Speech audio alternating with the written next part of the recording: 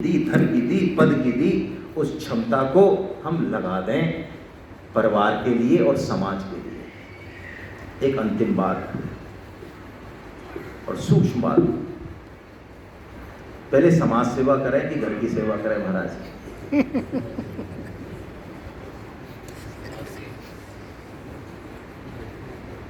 फेंटा कहाँ बंद रहा? फेंटा समाज पता है, घर पर तो झाड़ू लगे खड़े, माता फेंटा बनाने, माता तुम्हारी एक एक, हमारी तुम्हारी सबकी एक एक नस जानते हैं।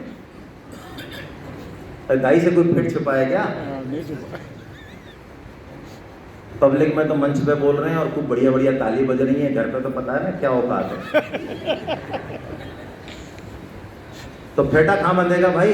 अच्छे काम करने पे समाज में बंधेगा, घर पे तो उम्मीद नहीं है।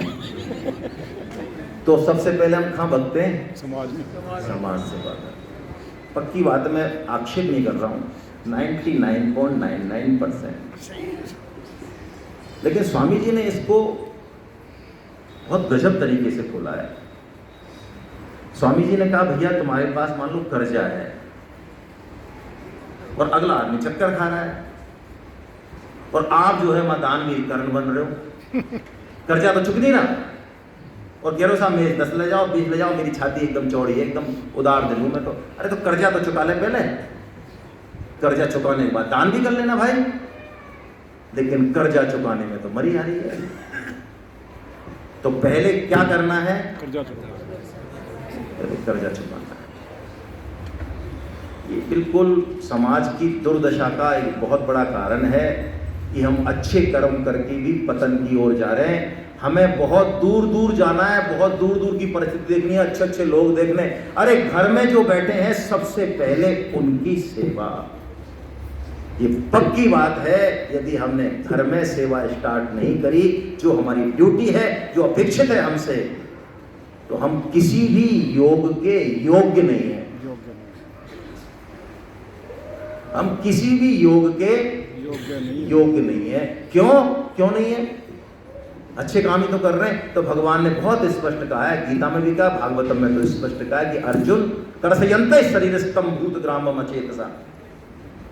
ये जो बन रहे हैं, पूजा कर रहे हैं, स्वांग कर रहे हैं, अच्छे अच्छे कर्म कर रहे हैं, ये जो लोग हैं, इनके घर में जो मैं बैठा हूं, इनसे ये द्वेष कर रहे हैं, इनके प्रति ये कर्तव्य पालन नहीं कर रहे हैं। तो इनसे जो मैं द्वेष कर रहे हैं ये लोग, इनकी पूजा को मैं स्वीकार नहीं करता।